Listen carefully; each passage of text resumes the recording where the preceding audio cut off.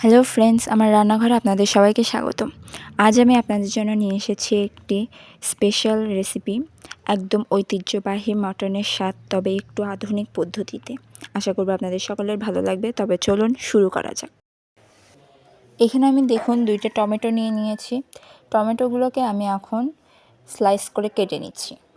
আগেকার দিনের মানুষও কিন্তু রান্নায় বেশ শৌখিন ছিল এবং তারাও কিন্তু টমেটো ব্যবহার করত। তারপরে আমি এখানে এখন নিয়ে নিব আলুগুলোকেও আমি এখানে দেখুন কিভাবে বড় বড় করে কেটে নিব। মাংসের মধ্যে আলুটা কিন্তু অনেকেই পছন্দ করি আমরা, এবং আগেকার দিনের মানুষও কিন্তু মাংসতে আলু পছন্দ করত। আলুগুলোকে লম্বা করে এবং ছোট করে কেটে নিলাম।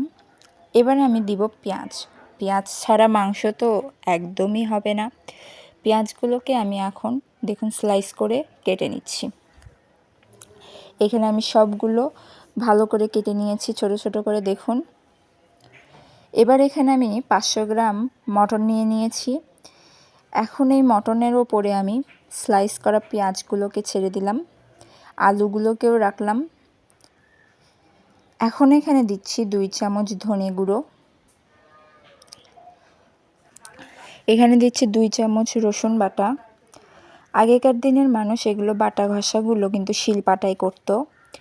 এখানে 2 চামচ আদা বাটা দিচ্ছি, কিন্তু এখন আধুনিকতার ছোঁয়ায় এসব আমরা ব্লেন্ড করে নিই। 2 চামচ লবণ দিচ্ছি, কিন্তু আগে বলা হতো শিলপাটায় বাটা ঘষা করলে নাকি সেগুলোর টেস্ট আরও বেশি হয়। এখানে 2 চামচ আমি লঙ্কা বাটা দিচ্ছি, আর 2 চামচ দিচ্ছি হলুদ গুঁড়ো।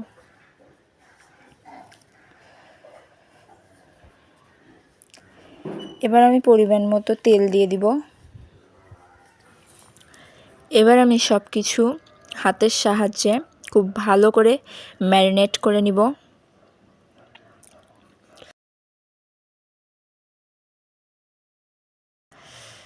এবার এর মধ্যে দিয়ে দিলাম 1 চামচ জিরা, দিয়ে দিচ্ছি 2টা তেজপাতা।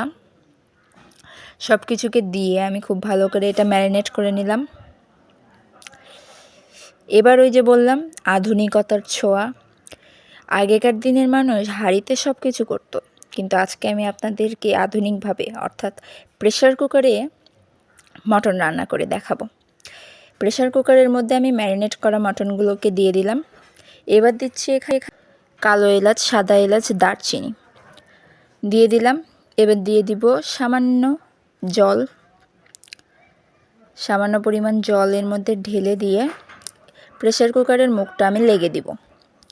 আগেকার দিনের মানুষ হাঁড়িতে কিন্তু ধীরে ধীরে অনেক সময় নিয়ে মটনটা রান্না করত, কিন্তু এখন প্রেসার কুকারের যুগ। সো আমি এখানে তুলে দিয়ে 2 থেকে 3টা সিটি দিয়ে নিব, তাহলে আমার মটনটা সেদ্ধ হয়ে যাবে। দেখুন আমি সিটি দিয়ে এটাকে নামিয়ে নিয়েছি। দেখুন দেখেই বোঝা যাচ্ছে খুব ভালো করে এগুলো আমার সেদ্ধ হয়ে গেছে, কিন্তু আরও 2টা সিটি দিব ঝোল দেওয়ার পরে। এবার এটাকে আবার আমি চুলাতে তুলে দিব, দিয়ে দেখুন 2 মিনিটের মতো একটু ফুটিয়ে নিচ্ছি। এর মধ্যে এখন কেটে রাখা টমেটোগুলোকে আমি ছেড়ে দিচ্ছি। গ্রেভিটা ভালো হওয়ার জন্য আমি টমেটো দিলাম, 1 চামচ চিনি দিলাম আমার ব্যালেন্সটা ঠিক করার জন্য।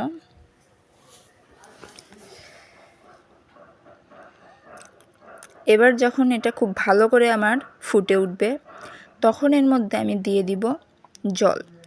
যেহেতু মটনটা আমরা কষা কষা খেতে পছন্দ করি, সো আপনারা আপনাদের পরিমাণ মতো ঝোলটা দিয়ে দিবেন। কিন্তু আমি আমার পরিমাণ মতো দিয়ে দিলাম। আমি খুব বেশি একটা ঝোল রাখবো না, মটন কষা করব। এবার এটাকে আমি আবার ঢাকনা দিয়ে আরও 2 থেকে 3টা সিটি দিয়ে নেব। দিয়ে আমি এটাকে নামিয়ে নিয়েছি। এবার দেখুন আমার মটনের কালার এবং গ্রেভিটা। এবার আমি এটাকে একটি বাটিতে ঢেলে নিচ্ছি। তো হয়ে গেল আমাদের ঐতিহ্যবাহী মটনের রেসিপি আধুনিক পদ্ধতিতে। দেখুন ঝোলটা কতটা মজাদার হয়েছে। আপনারা অবশ্যই বাসায় ট্রাই করবেন, এবং ভালো লাগলে অবশ্যই আমাকে কমেন্টে জানাবেন, এবং আমার চ্যানেলটি সাবস্ক্রাইব করে আমার পাশে থাকবেন। ধন্যবাদ।